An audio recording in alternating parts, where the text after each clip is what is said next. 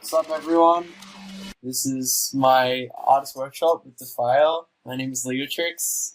If you don't know me, I've done stuff on Never Say, I've released stuff on Never Say Die, and I just announced my EP on Disciple Roundtable, Collapse EP.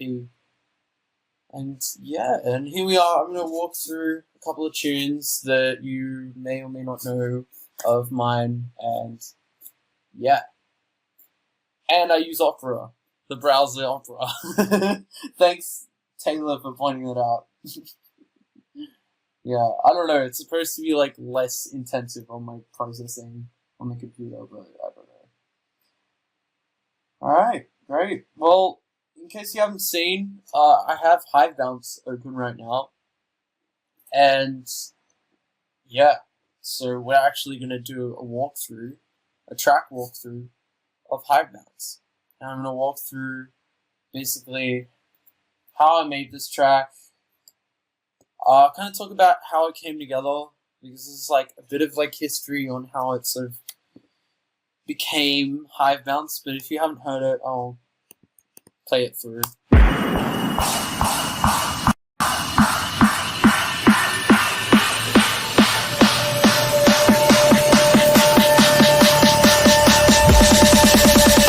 Leotrix, Batman tune.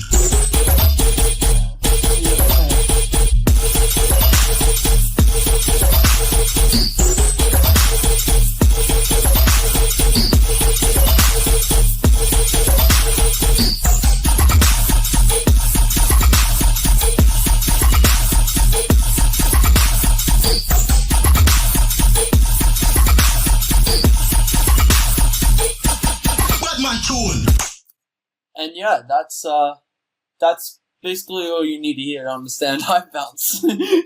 Is that little excerpt. That's it. But yeah, essentially how this track came together was I had two separate projects, which was one was Hive Bounce, which is the whole drop, and then another project was the intro, and yeah, so they basically came together as two separate entities working on something that was melodic. It was a completely different tempo, but it was in the same key. And as you can see here, it's actually a sample based sound, because it was based off this bass hit sound I'd found somewhere in my sample collection, and basically just completely fucking it up. Completely just defacing it with effects and FM. So yeah, so I played this in kind of as in I was mucking around with it, and I ran with whatever I played in by hand. So actually, if you can see the MIDI, it's entirely unquantized. Everything's nothing's in place. Everything is unquantized here, and you can hear that, so nothing. It's all unquantized. I played this in. That is played in. But yeah, let's walk through the sound. So I'm going to turn off Isotope Trash 2, Rated T, little multiband compression preset here, and a matrix reverb, which we'll walk through in a bit. But we're going to go to the core of this all, which is Ableton Sampler, and it's just this. And if we turn off the FM I've applied with the oscillator that is here, it's just that sound. It was originally just...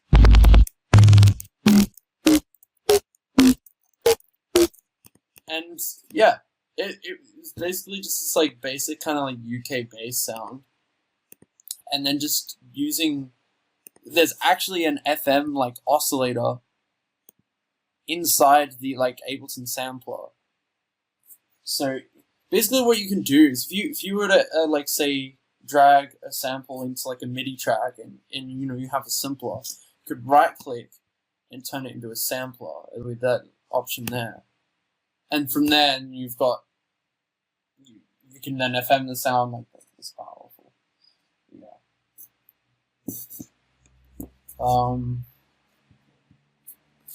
But yeah, so I used Square to like FM against the sample, which you can hear as I like increase the like frequency modulation, like I can and basically to like create variation throughout the track, I essentially just ended up tweaking the coarse pitch of this to like get different variations of the Hive Bounce sound. But make your music stand out, get more views, and way more engagement. Bring your music to life. Get Music Visualizer in every format, even for social media. Get started today. The link is in the description. yeah, and then what's really, really, really vital to the sound is actually a trick that I'd learned was using this reverb here, AU Matrix reverb, and what this reverb is it's a very, very, very, I'd say unique delay-based reverb that I just don't think you can really come across in any other plugin, honestly. They're like, you can definitely come close using like just like a really shitty reverb, because it is just a really, like, in my opinion, just like low quality reverb, but it has its purpose as a low quality reverb. And so in this case, I basically smidged it down to the small mix, which essentially you've got two different reverb mixes. So when you put something through this, it's going to go out of like a channel where it's trying to create like a small room reverb, but then another channel which is like the fucking large room reverb, which is, you know, a big reverb essentially. But it's all delay based. You can tweak all of this stuff in here in the small room to essentially get different timbres. I'm gonna show more than talk because I think this is something that's better heard than explained. So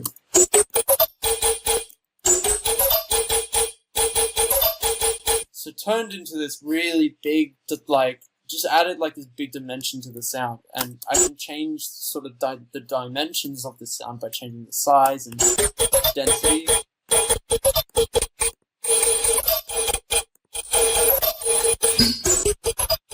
So as you can see, like, the timbres are just like changing up tremendously by just tweaking those things. Now I've got to try and get it back to the original settings. I probably should have copied. Oh, I probably should have copied and pasted this before I did this. Oops.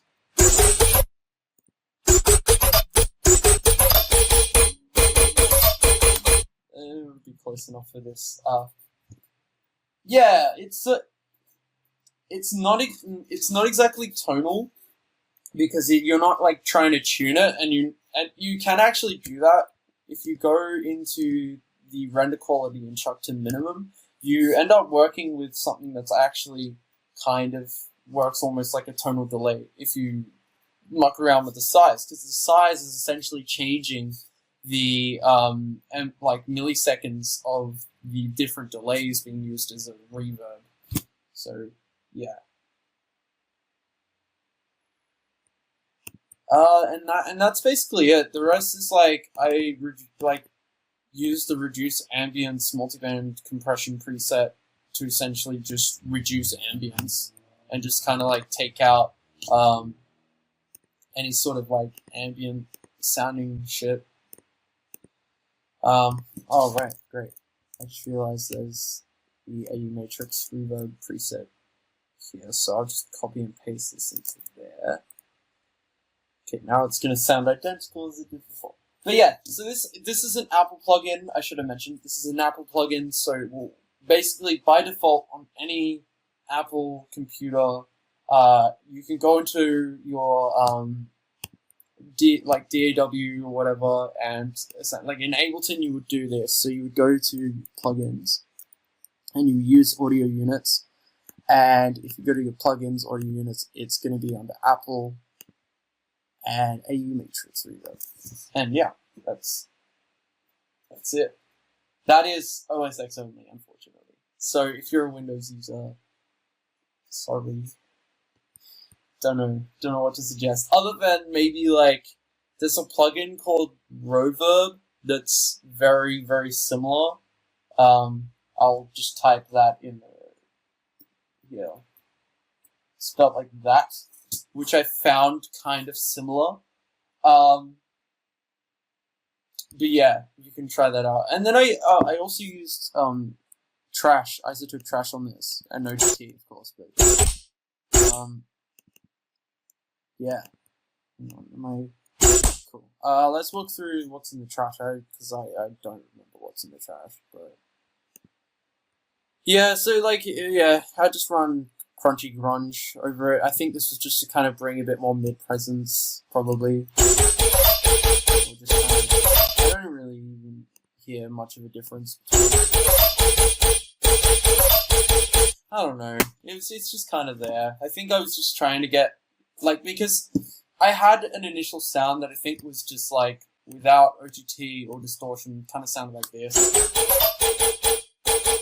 And I think, yeah, I was just trying like little tweaks to get it a bit more like rounded off and like kind of more centered and like sounded like it was more present, because like and this is the problem with using the Matrix reverb, is you very quickly have a sound that's incredibly wet, but you've just like got nothing in the middle.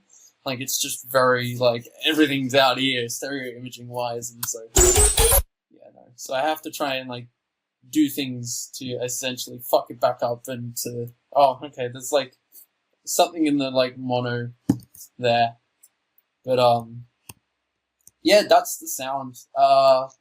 The other key thing is to like there's other layers. So I have this layer, which was essentially just like I ran a different sample through it, just the exact same like process, and yeah, this is just to like thicken up the sound. But yeah, and then throughout like most of the drop, there's also this like noise layer. So I just like did again the exact same process, except I like, well, I took off all the processing on this one, but kept this. Oh, excuse me. All the essentially the Hive Bounce patch I kept there, but then I had the wide noise erosion vote. I don't know why I've done an erosion with wide noise and then a vocoder with noise, because you're essentially, I mean, you only really need to do one of these. It's kind of redundant if you're trying to get noise out of a sound and then get noise again out of it, but I mean, it worked. I did an auto pan, which essentially just like, but yeah, it's a really unpleasant sound to hear on its own, but in the mix it sounds like this. So I'll walk through. We've got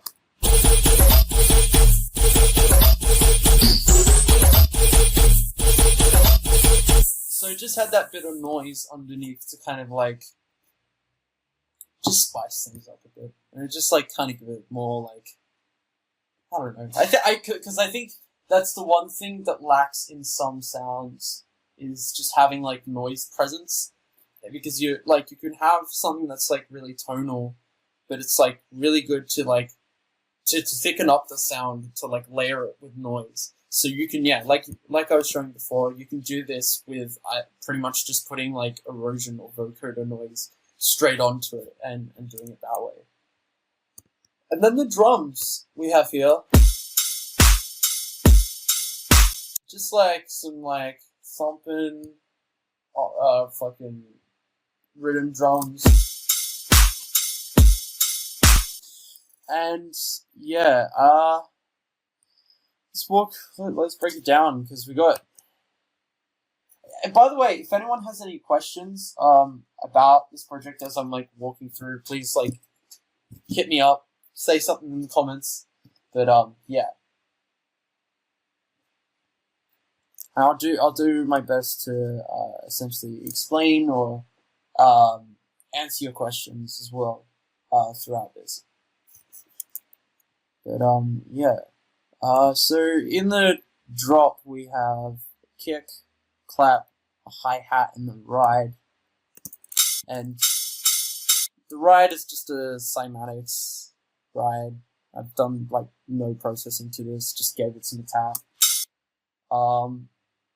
Right, yeah, so sample selection for rhythm drums. So I obviously with a rhythm beat, usually it's like the kick clap type vibe. I try to go for like claps that are either like really almost like distorted, or like try to distort a clap to get like this like real grungy type sound. I even have some claps that are like taken from like older drum machines and stuff, and I feel like they have this like certain like sound quality that like a lot of like the newer rhythm I think is kind of going for. And yeah, so I feel like anything super distorted or just kind of sounds like it's like dated is probably a good clap to use for rhythm. So yeah.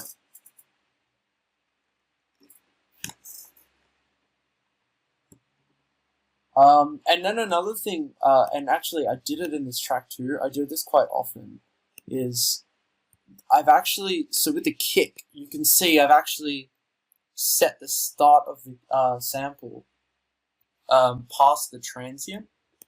And this is essentially something weird that I've noticed, not only in like rhythm, but I've kind of noticed it in like drum and bass producers do this as well, is they'll like skip a bit of like the transient to get to, and you can do this with like kicks or snares. You can like you can basically skip the transient to get the certain sound. So I'm gonna show you guys what this is doing. So turn off the compressor and saturate this here now. The original sample sounds like this. So it's got quite like a punch to it, but then we skip the transient. It's kind of got this more like sort of, I don't know how to explain it, but it like you kind of end up with this almost like sort of less big kick, and you get some more like kind of like, oh yeah, I'm just like chilling kind of kick. And then you can kind of like bring transient back to like a kind of like lousy kick, and that's what I've done with like the compression and saturation and the EQ here. And it just it's like giving it more thump than being this like big fucking EDM kick that has like the big pitch down, and you've got less of like a really. I think this is another thing to take in regard. Like when you're doing drums in like rhythm, I feel like if you go for that real like lo-fi approach in that you're trying to get like really grungy and like worn drums rather than something that's probably a bit more like high end like EDM drums, I feel like it's gonna sound better. That's just my opinion. Obviously, like you can do it however you want, but yeah. And then the clap again is just like a sample I got from a pack. Yeah, it's just a good sample. Yeah. There's also this hi-hat again. This is just a sample I found, and sounds good. And it was so but as you can hear, it's like kind of like it sounds like a hi-hat that probably came from like an old drum machine. So it's like that's the thing. If you can find like old drum machine samples, I think you'll be like right on the money, sample selection wise. Did you tune that kick? I don't think so. I don't tune my drums. I don't tune my drums usually. Sometimes I do though, because like, but usually I'm kind of like trying to do like the main frequency of my kick kind of slightly different to the sub, so it's actually kind of like you can either do it so that they're harmonious and like phase well together, or you could just do them completely separately and also make sure that your drums are like short enough that they don't interfere with your sub and everything else. I think what sounds better, or what works better for me, is I just kind of have like usually pretty short samples, or I just kind of fucking wing it. I don't really tune shit. What inspired you to make the Hive Bounce bass melody? Like I was explaining before, I feel like that like answers both questions that I just got about the bass melody and tuning. I think creative context is everything. It's important to remember that not a lot of artists not a lot of producers intend to do these things. They kind of just happen. And, like, obviously I understand what I'm doing in this, but, like, there's also this very, like, big element of, kind of not knowing, like, what, like, the intention of it is, like, there's kind of, like, no necessarily, like, intended thing that they're trying to do. It was just that they just did it. They did it because maybe it sounded good, or they thought, oh, why not try this? And yeah, it's like it comes about purely on the context of just kind of doing it. I'll show the sub. Yeah, so the sub is just operator. I do most of my just like go-to sounds in operator. You know, say I need to do a quick sub, do a quick lead or something. That's all operator usually. If I'm not sort of like playing around with other synths, I do use other synths, like, but anyway, to explain what's going on here, I've got a square wave, which low pass. Yeah, okay. So there's a low pass on a square wave, and the reason I'm using a square wave and say not like a sine or triangle as most people would for subs, hang on. Getting told. I don't know what happened to the utility, but anyway, anyway, I'm not gonna lose my train of thought, but alright, square wave. So the reason I used a square wave is because you've basically got all of this harmonic content now for your sub, rather than it just being just a sine wave where you've got like one harmonic frequency being like basically coming through, and instead of a triangle wave where you've got like a couple of other like harmonics, you've got an entire like range, and you can then just like bring it back down to what you need to. And so and that's how the low pass filter is kind of working in this context. It's like being able to control how that harmonic content comes through in the sub. Yeah, so I've got a square wave, giving it a little bit of release, so because all the notes are really super decayish, so I did like super decayed, so I kind of just like wanted it to have like sort of fill the space. So it's like there'll be like heaps of clicking because there's like sidechain and shit going on, but this low pass as well, the like inside the actual synth is enveloped, so it's doing this thing where it's coming up. It's like has this attack, so it's like woo, woo, woo, woo. So instead of just being like straight like sub notes, they're coming in, and I do this quite often because I think it sounds fat. I don't know. I've actually, and I also put pitched envelope that apparently that's like something you're not supposed to do because it like fucks with the sub phase. But I don't know. I that's something I still don't know or understand, but like I have heard that you shouldn't pitch envelope with subs, but it was just one of these things that I thought sounded good, and so did it. Yeah, and then I just kind of like EQ'd it, so I was getting more, boosts in the sub region here, like 34 hertz, and then just kind of ducking down here because I wanted to make room for everything else in the mix.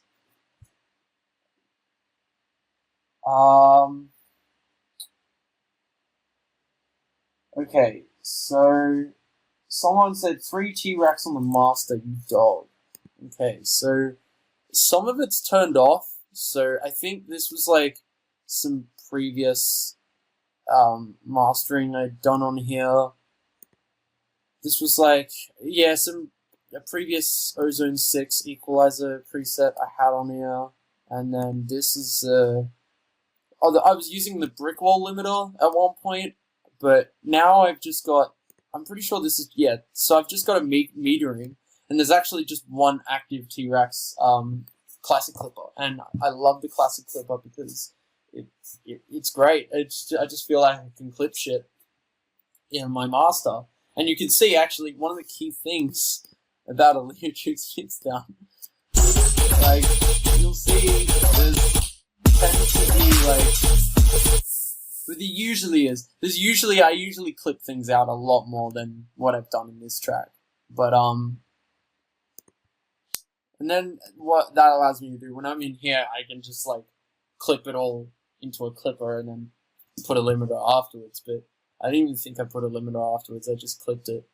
But I set to like a soft slope here, so it was doing soft clipping and not hard clipping. I think this, because I think if I was to do it that way, then it's hard clipping, and if I do it this way, it's soft clipping. And I've just boosted 4.6 decibels, which is kind of crazy, but yeah.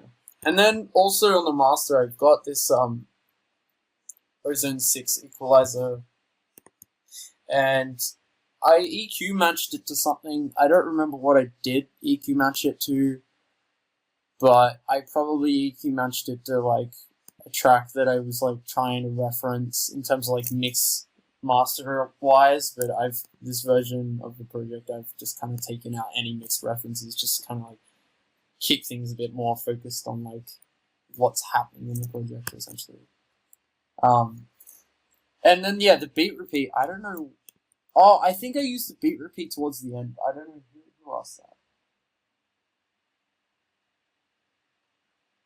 Anyway, yeah, someone said that. Yeah, the beat repeat was just kind of like to do this little effect at the end. So like it's very subtle, but it's just kind of like this little at the like end, but it's like a very, very quiet sort of effect. Alright, let's get through all this. Do you tend to use more stock Ableton synths than using third-party synths? Yeah. Yes. I do. And like I was talking before about like third-party stuff, like I still use third-party stuff. I still appreciate third-party stuff. But yeah, this project was heavily just base Ableton, like stock Ableton. What is the benefit of... Okay, the benefit of those additional harmonics I was talking about in this, like with the sub, is you're gonna get that sub heard on more systems, because you need to take in regard like some systems aren't gonna have as much like sub content or like sub response, I should say. So having more content in other frequency ranges, you're essentially allowing different systems, or maybe like shittier systems, people can sort of hear and appreciate like a bass that's there. Another thing I actually do on other tracks is I'll run like noise or like erosion on a sub, so that there's like a little bit of noise coming through that's actually moving, like it's being triggered every time there's a sub. The sub's triggering, so it's kind of like the illusion of being able to hear that sub properly is there on whatever you're like listening on, or at least that's kind of like the thought process that I'm putting in. I don't know if that is, yeah, it works for me. Yeah.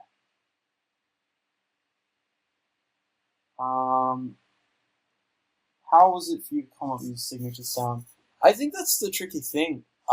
Signature sounds are a tricky thing that even I feel like still to this day, I've had this like kind of identity crisis with music, and like kind of being like, because I feel like I can do so much, so it's like when I can do so much, it's very hard to like funnel it down, especially when you're working in Ableton. You've got so many like endless possibilities. It's so hard to like funnel it down into one like, process. So maybe it's like picking out the signature sounds that you've used in tracks that you're really, really fond of or want to reuse. I think that the answer is just trying to like recycle samples or sounds that you feel work best. Best tips when using gate. I don't know if I did it in this project. No, I didn't. Sometimes I sidechain with a gate. I think the next project that I show you guys will be able to cover that. If I used it. I think I used it in the other project. But otherwise, yeah. I'm not sure how to answer that, because I don't think I used gate in this.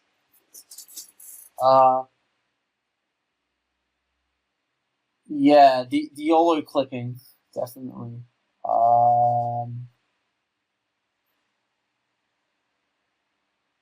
Yeah, there's a tape stop delay. Someone would have noticed that the Max for Live tape stop, which is used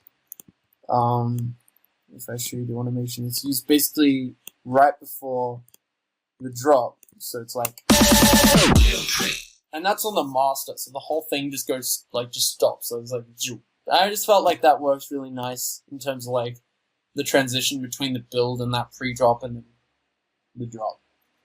Oh, Jaden says, hey, what's up? What's up, Mr. 12? What's up, dude?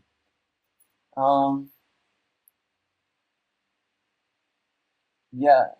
Okay, favorite bass post-processing effects techniques. I feel like in kind of like regard to this, definitely like what I was talking about before, the Matrix reverb here is probably one of my favorite kind of go-tos.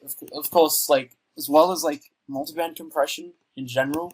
Like, one of the key things is like you can take kind of any sound and run a shit ton of multiband compression on it and get it sounding pretty sick as like a bass or like a noise. So yeah, I'd say probably like mostly just like multiband compression to all fuckery. How did you make that Leotrix watermark?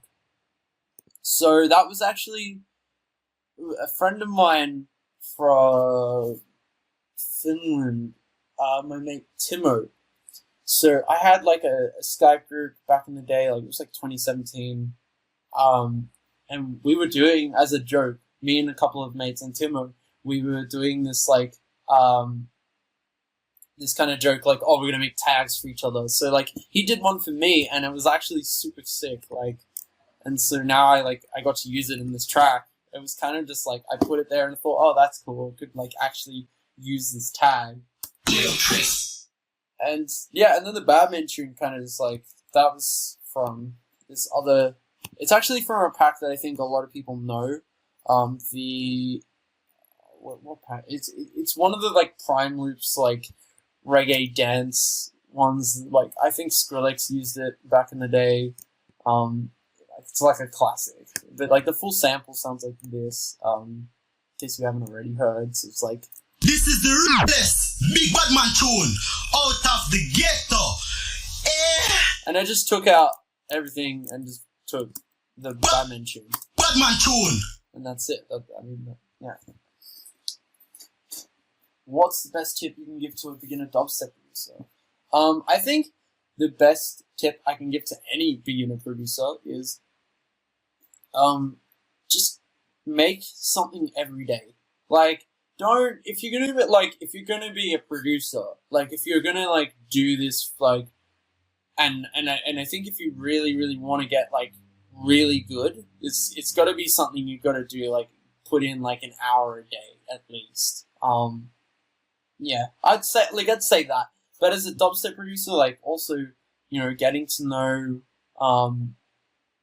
who else in the scene's killing it, even, like, try to, like, find some more, like, underground shit, you know, just listen to heaps of, like, what's on the, like, just heaps of new shit, but also, like, even looking back at, like, the roots of dubstep and stuff, that can help, like, seeing some, like, listening to old, like, D&Z shit or whatever as well. I don't know. Kind of just do whatever.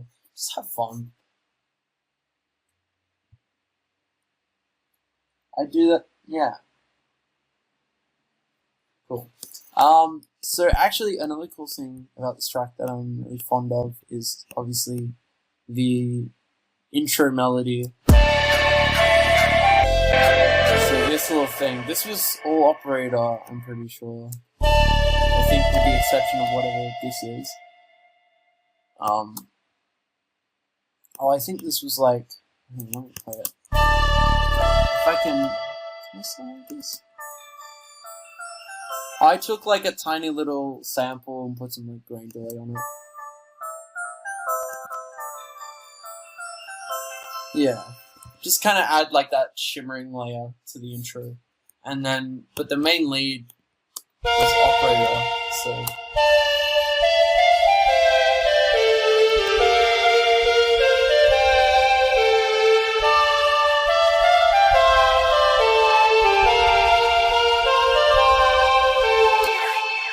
Yeah, this is a MIDI I wrote.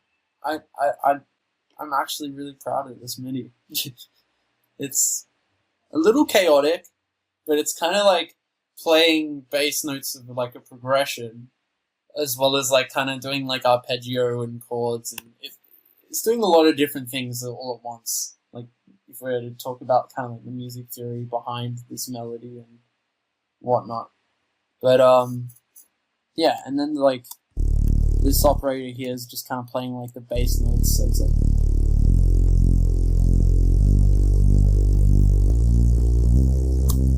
And this main synth, if we'll just go back to it, I just to turn off all the processing.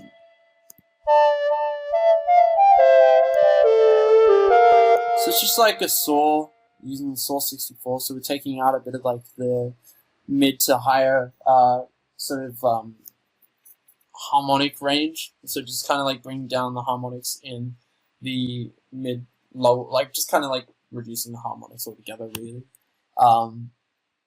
And then I think, yeah, this LFO is essentially like warping the pitch a little bit, so it's like going like it's never straight notes. They're like they're sort of warping in pitch in and out, and as well I've got the filter here, kind of doing an attack, because I've got the inverse like envelope there, and it's using a hard shaper for like distortion and. And then yeah, just like reverb, erosion, and OTT.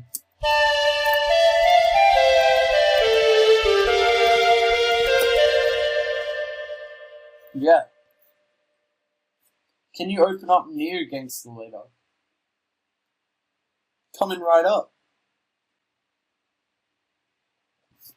Do you have a collab with Virtual Riot? Yes. I have a couple of different pieces that I worked on with him when he was last at Sydney, because I was like hanging out with him and so yeah, hopefully we'll have some stuff out in the future. Yeah. Fuck yeah.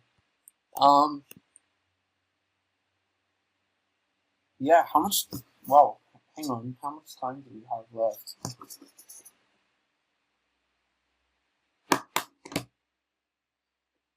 Any tips on not getting stuck? I'd say like my best advice in terms of like not getting stuck is just trying to change whatever you're doing as much as you can. And I say that by like literally just changing the process every time. When you go to make a track, Make your music stand out, get more views, and way more engagement. Bring your music to life. Get Music Visualizer. In every format, even for social media. Get started today. The link is in the description. You're going to try something new. It's got to be about trying something new every time. And even when, say, you have a song that you feel like you did really well with, and then you're trying to recreate that energy, maybe it's less about trying to recreate that energy and actually trying to like go and do something completely new and yeah, have like a whole new sort of perspective and outlook about how you're going to make another track. It's just a completely different process involved. Because yeah, it's very, anyway, yeah, I just think, yeah, my best advice is just switch it up however you can, and also take a break. Take breaks, like if you're just hammering at it at Ableton and you're just like not getting anything, like just take a break. You probably deserve it. Yeah, I'm gonna walk through the effects and ambience as like the final detail of this project, and then we'll actually open up Neo Gangster next, and we're gonna walk through that track. But yeah, the effects. What's this? Once you go to stock Ableton effects for granular synthesis. Well, the only stock Ableton effect really for granular synthesis, if you want to argue, you could argue the simpler kind of works, or the simpler and sampler kind of both work as like granular synths if you're a bit not really, no, they're not granular, no, not so much, but the grain delay, I guess. Because the grain delay is doing something granular, but it's not like granular synthesis. So I would say more what you're talking about if you're going to use like Max for Live, for example, that you've got like an array of different granulators in Max for Live. So probably the ML granulator in that case. But yeah, okay, so the effects in the drop. So we've got this atmosphere group inside here. And essentially how I went about the process for the effects and just kind of how I go about atmosphere in general is literally just chucking a bunch of random audio together and repitching things until I end up with what kind of sounds like a random yet believable sort of space. And it's literally all just kind of about creating as much noise as possible in terms of like just layering random bits and pieces. Like here we've got like this little alien sound and some more alien sounds. We've got this little bolt gun sound that's like kind of there, and then like you just got all these like radio tuning. Just basically, man, just get heaps of fucking random samples. But also, like, if you have Splice, just go on Splice, find some cool effects, and just stack them up together. That's my advice for effects. I've also got this little sub-suck, which is kind of doing a bit of work in terms of transitioning between like the different sections of the drop. But yeah, that's pretty much it for effects. The effects as well, kind of like during the build, you've got like a drum impact here, like, and you've also got this riser.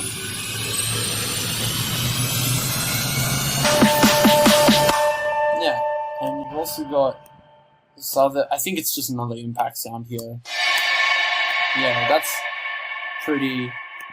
And yeah, and you can see like on this one I've like add reverb and frequency shifter. I just like, just have fun. Just have fun with the effects, because there's no standard on what the effects have to be. They can just be noise, really. What can help me distinguish between good random effects and not so good ones? And to that I would say they're all good. Just, I don't know. But also like, yeah, I think the best way for me to like answer that is to say like, just hunt for stuff. But like, whether they're good or not is entirely subjective to you, and whether you like those samples or think you can make use of them. So, and I think that's what kind of makes each individual sort of signature sounds, if you like, or signature sort of techniques between each artist, is based on like what sounds they like before it comes to, you know, making a track. It's like the little sounds or samples they would pick out, they mean or represent like the sound that they're trying to go for all together, you know. So yeah, that probably concludes this project, unless anyone wants me to explain. I mean, I kind of had like 2 sends here, but they're just like working to add like more room. I've just got Valhalla room for like some reverb and delay here. So, I think, what was this doing here? I think, yeah. So, it's all just basically just adding more space to the mix. But yeah.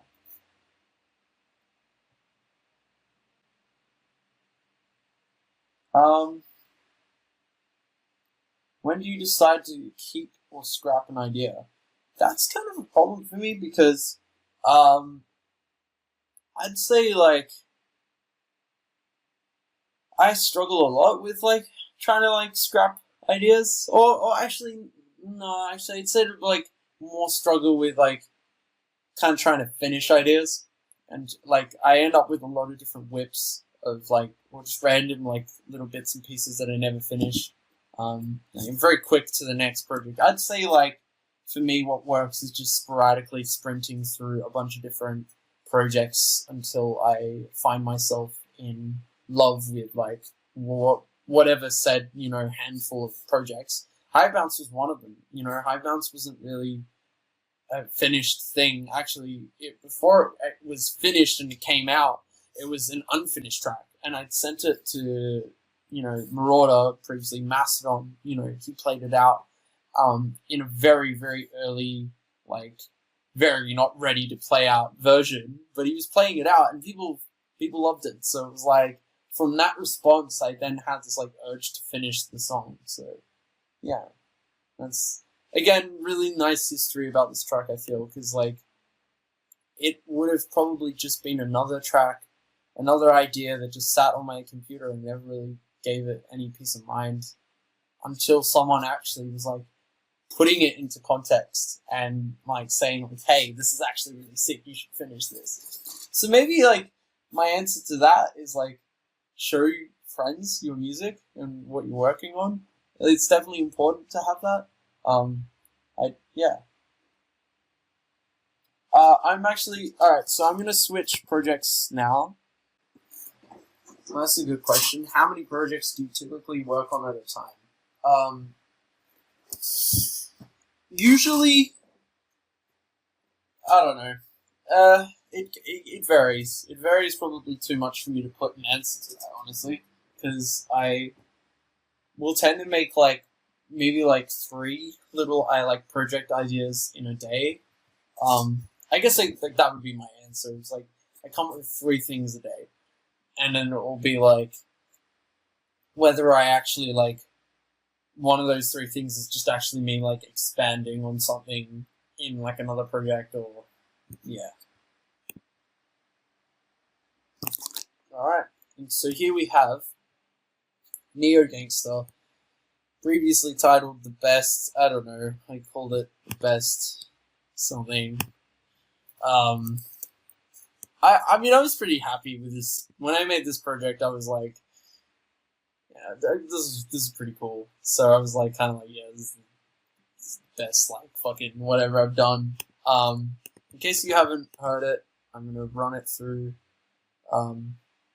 And yeah, and we're gonna put a -6 dB utility on the master because my tracks are fucking loud. That's what we like, loud dubstep.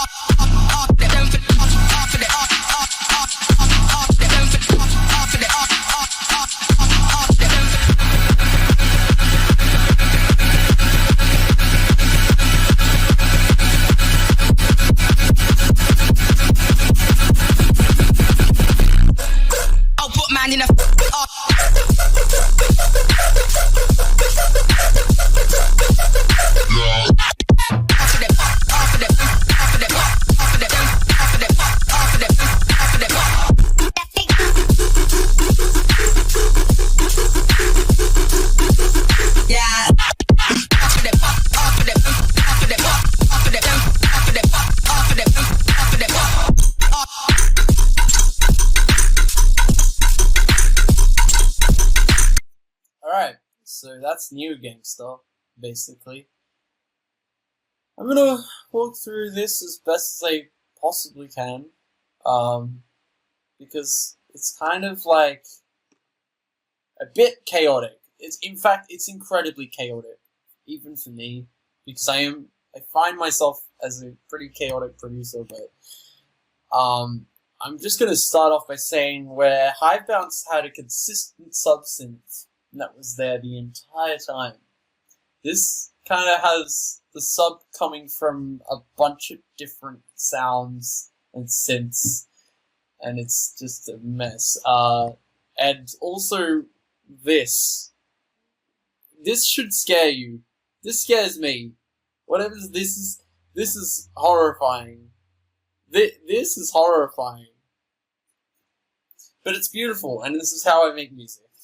And this is the other thing, maybe we shouldn't be scared to break rules here and do things that are just like, why is he boosting at 33 Hz at 14 dB, and why is he doing this EQ, and I'm gonna do my best to try and, like, explain why I did this, and how it kind of, like, sounds contextually good.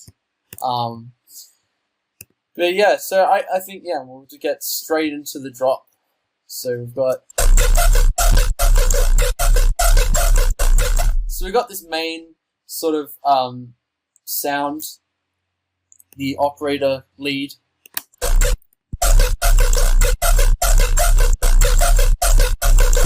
And this is just this is a pretty basic like operator patch, just like FMing some sine waves against each other. We'll turn off all the post-processing, and we have a sound. Oh, we've also got to turn off all this processing, so let's actually do that as well, because this is like affecting all of the sounds inside this group. Yeah. So I'm gonna just turn this off just for a little bit more context of where the sound started off as.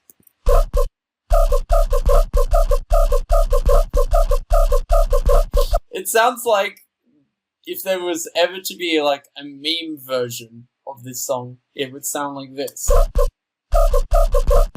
Actually, let's hear it.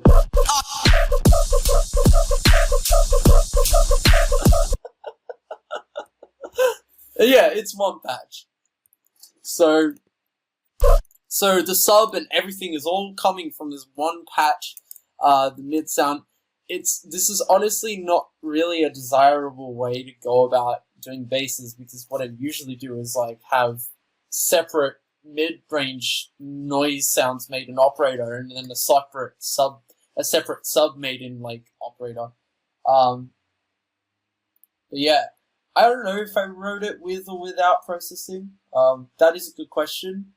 Again, it's like one of those things that contextually I just like in making this project, I'm not sure. But yeah, pitch and bass. It's definitely that. It is definitely that, Jackson. Yes.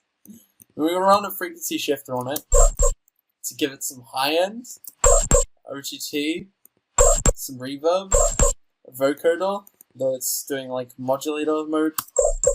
It's just so kind of like dampening the sound. And then I'm gonna cut it. Wait a minute. How did it? Man, I don't even understand what I did. Because I don't understand how I would get... Hang on. You know what? For once, I am actually baffling myself. How did... Oh, now that doesn't even sound right. Uh-oh. Did I just break this? Oh, I think the EQ was off. Yeah, that's right. Okay. So we definitely didn't cut off the EQ. That was off. I was kind of... Because I was thinking for a minute, alright, the sub has to be coming from the sound. That's how I remember it did. That was just cutting that off. Anyway.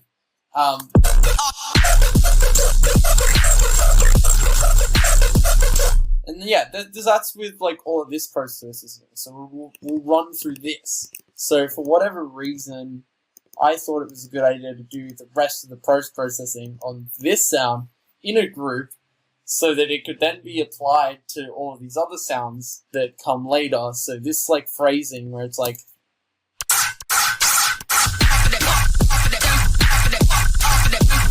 Like the sub is being affected by this whole chain here, rather than just being like a normal sub. It's going... It's just a normal sub, and then it's just going through all of this crap that was meant to go onto another sound, but I thought, well, what if I grouped it? And just did like, everything goes to this horrible chain.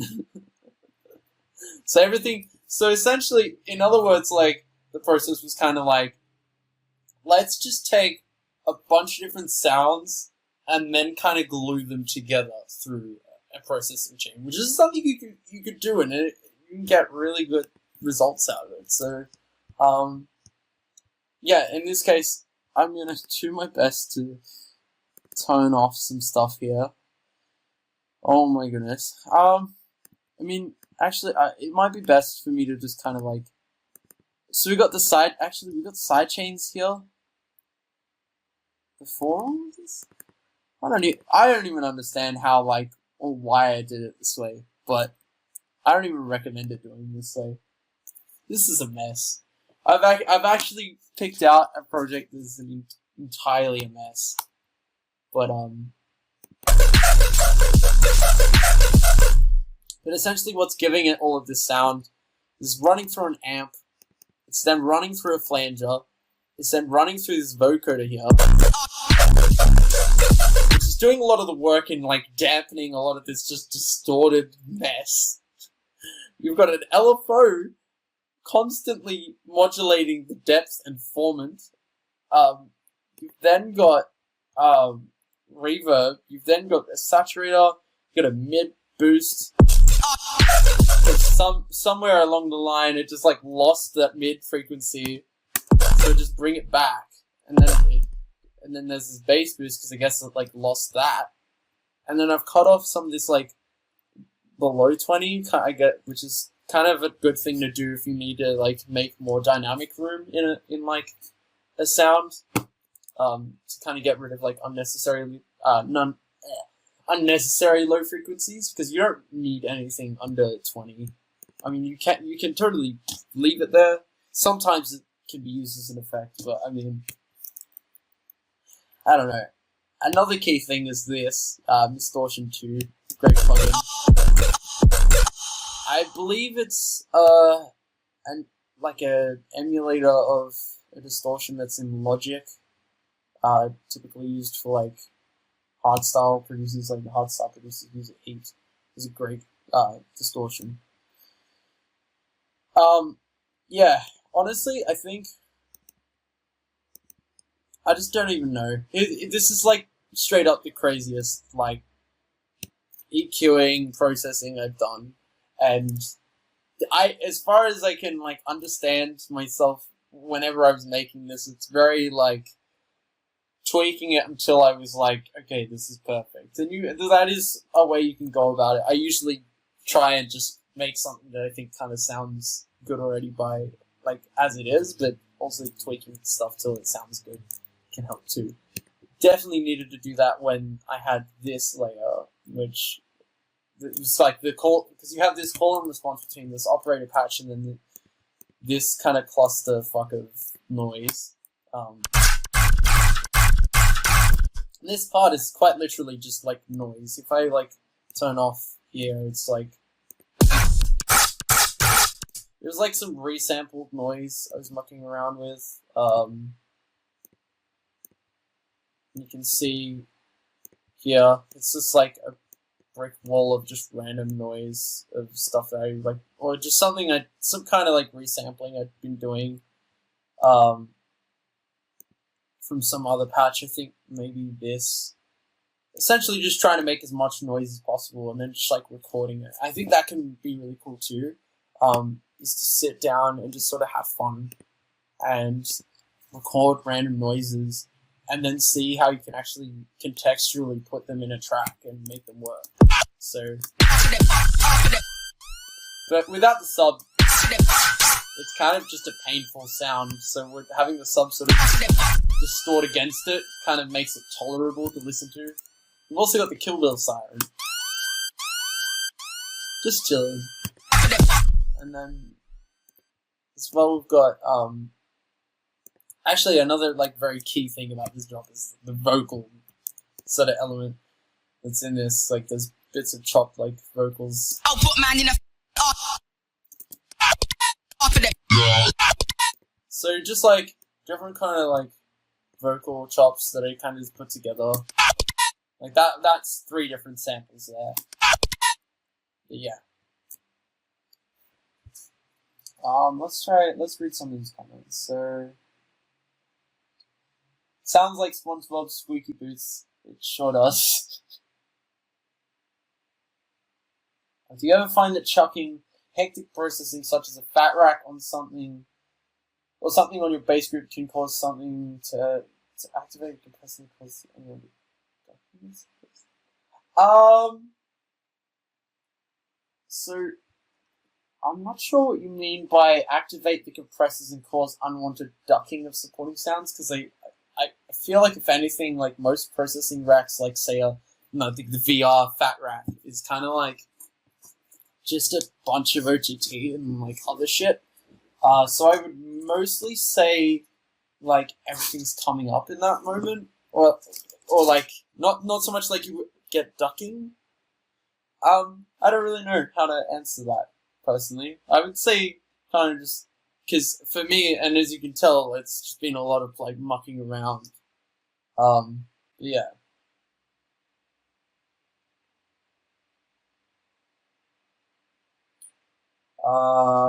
Do you have any resampling tips or tricks? I'd say my best sort of tip, if you're gonna go on like a resampling spree, which I highly recommend, as like a separate processing, so separate process to like writing.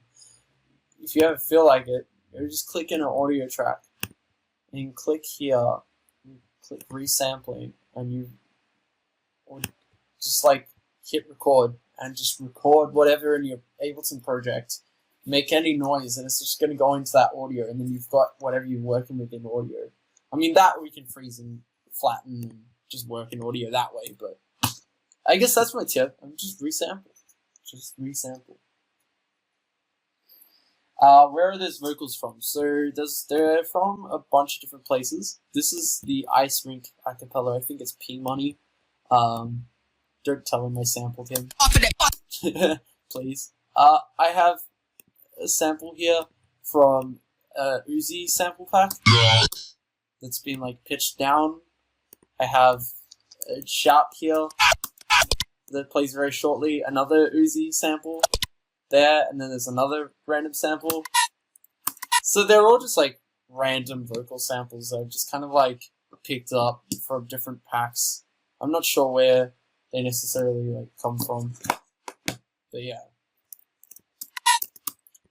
This kind of explains the vocals and the bass sounds. I've also, like I was saying, like this project is chaotic. I sometimes have a separate sub playing to support the sound, like the bass sounds. So pretty similar to the sub that I'd been kind of showing in like Hive Bounce. It's actually, yeah, incredibly similar. I've got a square wave and just bringing down like with a low pass but I've ran a saturator on this to kind of like boost, like reboost the harmonic content. It's kind of unnecessary and chaotic, but I thought it sounds good. That's my girlfriend. Okay. Alright, let me... Yeah. Anyway, there's some effects here as well to play. These play kind of in these like break moments right before the drop and going into like the build. There's like some gun sounds. It's like literally just some like BWB gun sample, gunshot. Just got the kick. And I think there's like some like 808 somewhere. Where is it? Yeah, here we go. Let's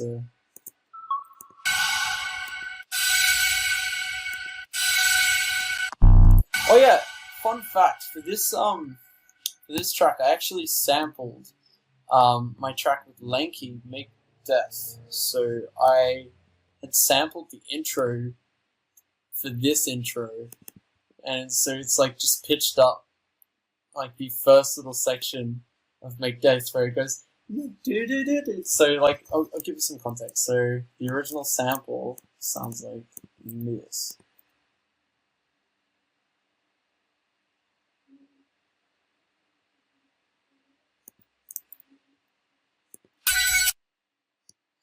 So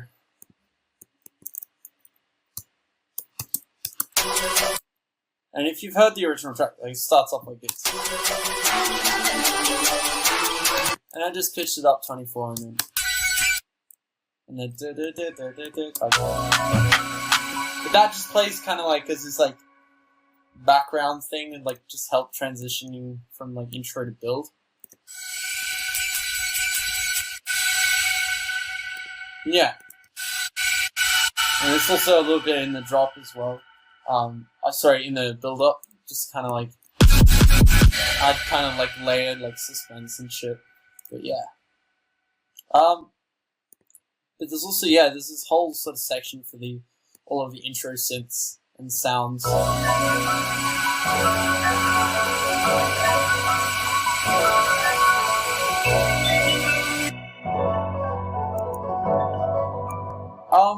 You've also got this MIDI that I totally, again, I think I either like put something like some audio into MIDI, or I wrote this, played it in. I don't know.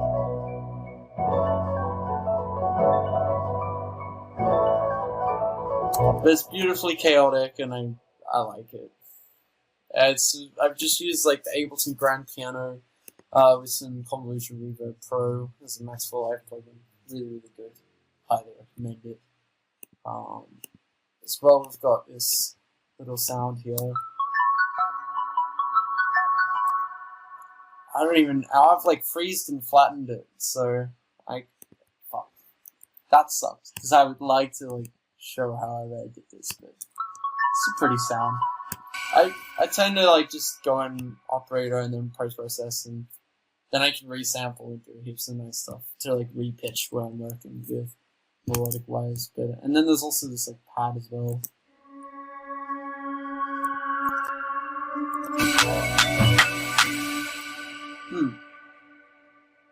Do you mean the drop first? Yeah, I usually make the drop first. But I think for this was kind of like, because again, like my process changes every now and then, just kind of like to keep things exciting for myself. I think this was something I was writing kind of all as one thing, rather than write a drop, then write an intro. It was like kind of like I'm trying to write a whole track all at once. So it was like writing it as I went. So there's an intro, and then here's a build, and then here's the drop, and then it became about basically building this whole thing from scratch, from the start to the end, as you're listening to it, you're listening to the progress that's throughout that happened when I was making it. So, actually, one thing that was key when I started with this project, I actually didn't have most of this intro melody stuff. So, actually, maybe it was job oriented more than anything, but I do remember I still had this like emphasis on, what I wanted intro and build up wise. It's like, especially in the early whip. I'll actually bring up a bounce of an earlier version just to kind of give you an idea of what I'm talking about. So everything with the drops and vocals, I had that planned out in terms of like what was going to be there.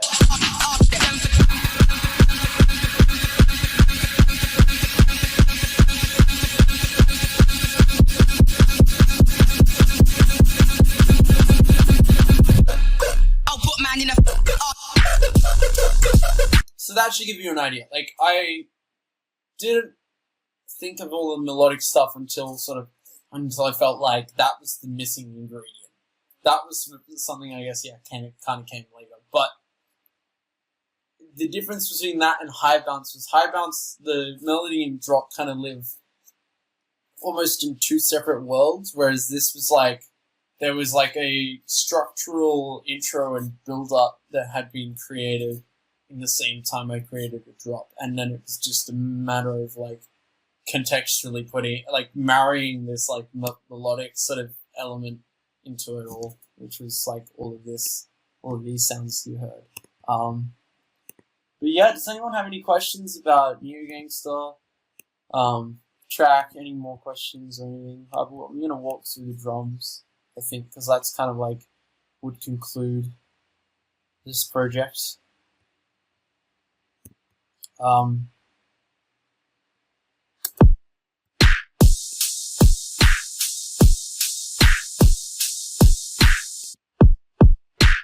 So I've actually got like more of like, as opposed to the process on Hive Bounce where I was picking out individual samples at the time, but also I had more of like a kick clap thing. This is kind of like a snare on the clap. Snare on the clap, and then on like a kick as well. So it's like you've got more like a snare than a clap, if anything. Like you got your kind of classics like 808 trap snare, Where can I get some decent drum packs from? Well, actually, there's a bunch of good spots you can go. My suggestions right now, in terms of like finding some samples, like go to like Reddit free drum kits. There's some really good stuff if you want to get, like, you know, those trap drum kits or whatever. Splice, obviously. There's also, I recently found out about this. There's a site for all of this, a bunch of like community made OP1 sounds, and OP1's like this little like synth production thing. So like, if you get, like, if you go on to, I think it's op1.fun, I'll just type that in here. op1.fun. I think that's it. Don't quote me. Do quote me. I think if you type in op1.fun on something, you're going to get something. And I think if you go there, you can actually just download a bunch of, like, sound sets of just, like, random drums and sounds. And there's some cool shit in there. I think you can be impressed. What about the higher bleepy leads on the second part of the drop? Higher bleepy leads. Hang on. Let me...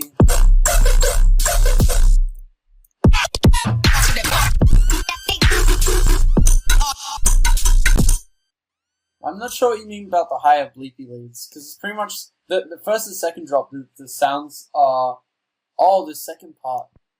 Wait, do you mean... I want to try and understand what you mean, Blake. So I would love to explain. Do you mean these sounds? Yeah, I'm not quite sure.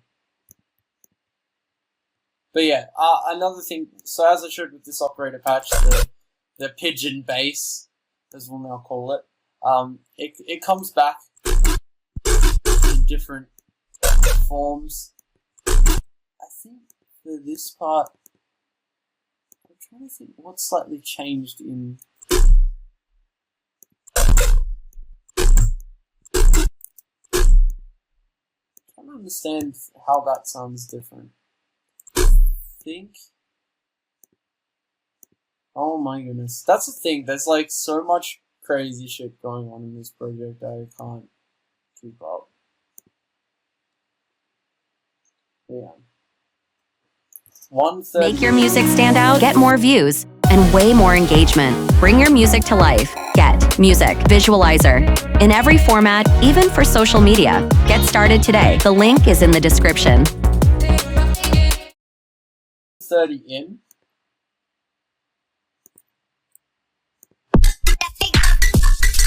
Oh, that. Okay. Hang on. So this was just kind of like expanding on the pigeon bass operator patch, but I used ring mod. As far as I can see, there is like just more emphasis on using the ring mod and the frequency shifter to kind of get that sound. And I had like the separate sub doing some work, because as I used ring mod, I was losing all of the sub content that was originally there. Oh yeah, okay. Well, like, yeah, because the drop sound goes through a bunch of different progressions. Like, but this is like the alternate sort of. There's this one, and then there's like, which is like the one that carries the sub. Like, it has its own sub, essentially. And then you've got another patch, which is like it's. I'm pretty sure it's the same patch.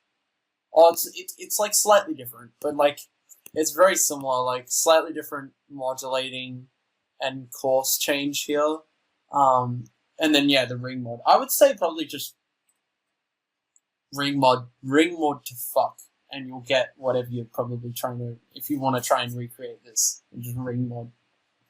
Just don't know how this is gone. Being able to like explain this chaotic nonsense that exists in this track, but yeah. There's also, like, you got your little, like, reverse kicks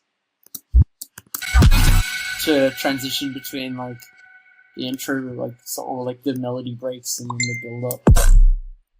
But, yeah. Alright, I have, like, 10 minutes left. Oh, yeah, shit, I haven't even walked through the mastering yet. There we go. Okay, so I've just got, like, master preset on here called Big Master 2. I've actually seen this on a bunch of like collaborative projects that I've worked on, and I don't know whose it is. I don't know. I've been bestowed with this. It's kind of like one of those really lovely and exciting things about like when you start to do collaborations, is you start to gain all these like Ableton racks that you're just like, what?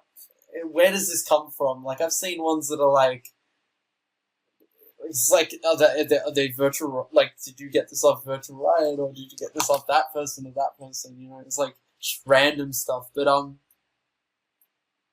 yeah. In this case, yeah, it's just like some multiband compression, which, to be honest, like if you're gonna put multiband compression on your master, you should preferably do that after you finish the track. You should never try to like OGT or multiband compression, like do that shit on your drop, or on your master as you're producing, because you're gonna end up like gain staging things like really fucking cooked. Like your gain staging is gonna be like honestly, like your gain staging can be cooked. My gain staging is like entirely cooked, but it's just gonna make like all of your leveling and everything just sound way better without the multiband compression. If you can get it sounding good without multiband compression master wise, then it's gonna sound great when you put it on. So just like make sure that you try to like have that happen later on. Like, and there's also on the master I've got a saturator, essentially just to kind of, I guess, to work as like a clipper. So as opposed to using the T-Rex clipper. And then I've actually got invisible limiter here, which is a great limiter to just kind of like chuck on your master at the end of everything. At least that's kind of how I found using it. It's just great to have on the end. Yeah, not really give it much thought. But yeah. Mark, feel free to message me some questions, definitely. Yeah, if anyone wants to hit me with some questions, I'll do my best to answer. You know, obviously I'll be busy at certain times and I may not see certain messages, but I can try my best to answer anything that I haven't been able to cover here. But yeah, I think this would conclude. We've still got 7 minutes. I saw a couple of comments in here asking to go through behavior, but I was only going to run through the 2 tracks. I only really planned to run through Hive Bounce and Neo Gangster. So maybe for like a separate thing, I could run through behavior. I'd actually really like to do it with. I'd actually really like to walk through that with Dirty Audio, because you know we worked on that together and we got together and worked on that. And he did a lot of great things on that track. Like, yeah. It was very much the both of us like working together, and yeah, it was special. Like we worked on that when he was here in Sydney. Yeah, it was cool. So yeah, I would totally love to do like some sort of like walkthrough it, but I think probably for this session, probably just like anything like focused on the 2 tracks I've shown, like would be preferable, I think. All right, let's see. Do you have any tricks to get the levels right in the mixdown process? I feel like there's not a whole lot of magic to it other than, I'd say just like, if you're having real issues, and this is where the T-Rex Classic Clipper has been my best friend, because like or even if you like, let's say like you have something like a drum bus in Ableton 10, like drum bus on everything that's all your drums, or like you use like a clipper, you have everything sit at like 0 dB, I'm pretty sure, and then that way you can kind of just level from there, and you don't have things like sticking out, poking out, like in terms of clipping. And I think that's probably a good place to start. You start clipping and like bussing, putting different elements and stuff into buses and all that. And also sidechain. I think some people say you shouldn't sidechain. And I think that's kind of silly, because like sidechaining has always been such an important part of getting my mix downs right for me. So sidechain, definitely sidechain.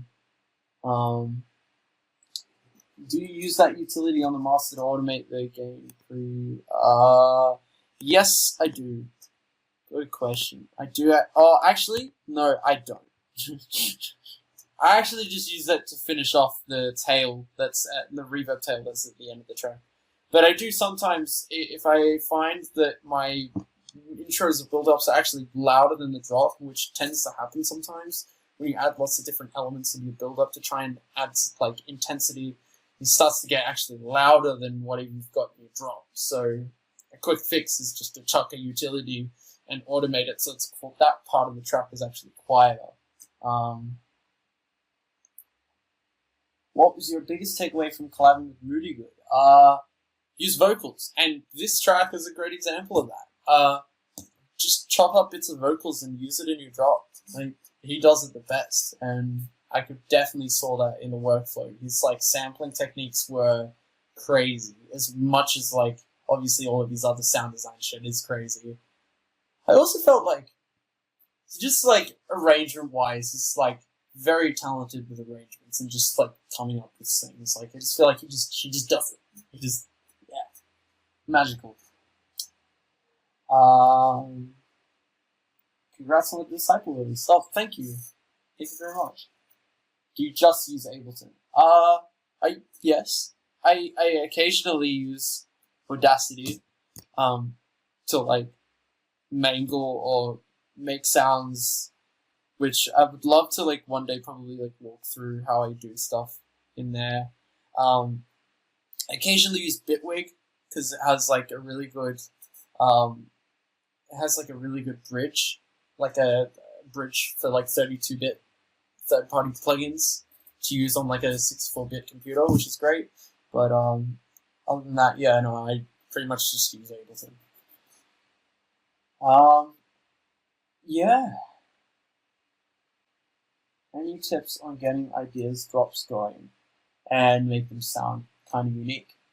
And I think if there's anything to take away from the two projects here, and not to talk myself up, but I think just kind of have, like, look at maybe the traditional approaches of making tracks, and then kind of just, like, throw them at a wall. Just, like, throw them away. Just, like, start to do things in your own way. Like, oh, drums are meant to sound like this. Oh, well, I'm going to do it this way, you know? Just, I think just try to do things that are, like, probably shouldn't work. And maybe they'll work. Just try. Just have fun. Yeah. What do you do to avoid distortion when clipping a sound? Don't avoid distortion, because it's probably, the distortion is probably what you're trying to go for. I can't speak for all situations, and sometimes I do get annoying distortions that I wish wouldn't happen. But for the most part, when I go about like making like dubstep tracks, it's like I want that distortion. I want that like ugliness, because like it's actually kind of what I'm after. I don't know. Do you have any advice for people here on how to create new track ideas fast? Definitely what helps me is this. I'm actually going to start a new live set so you can see this. I have a template. And this template, essentially, I have marked out where to create every part of the track. So intro, build up, drop, breakdown, etc. And this will change over time, and I might not do 3 drops, I might just do 2 drops or whatever. But yeah, I've also got that, and there's like, I've got my sidechain already set up, like Ghost sidechain, got my sub that I use like in every track there. And then the rest is like, great, I know that I just have to fill it up. And then the master as well, like I've just got the T-Rax, clipper, a little bit of EQ, and a limiter. Just like, so it's like clean from the start. I know what I'm going to do. Like everything's there. Everything's laid out. Everything that I need in terms of like the essentials, everything that's going to be the same every time I go to make a track is there. And that's everything that's going to be the same for me. And yeah, if you want to make your own template, go on to preferences, file folder, and click save on whatever project you make that's like, okay, I want this to be my template.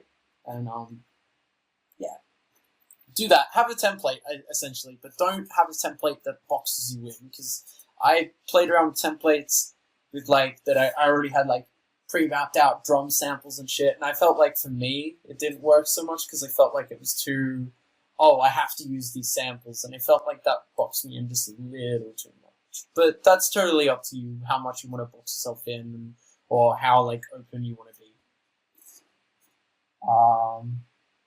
Do you have any tricks to jumpstart inspiration? Kind of like, I think there's a lot of questions in here about like, you know, keeping things fresh and keeping things unique or sparking ideas, and I think that all just comes from, don't try to produce. Try to do something like listen to music, listen to some stuff that you love. Don't constantly just try to produce all the time. Like, sometimes the answer is just listening, rather than trying to perform something. So yeah, just listen. Yeah. Yeah, this has been awesome.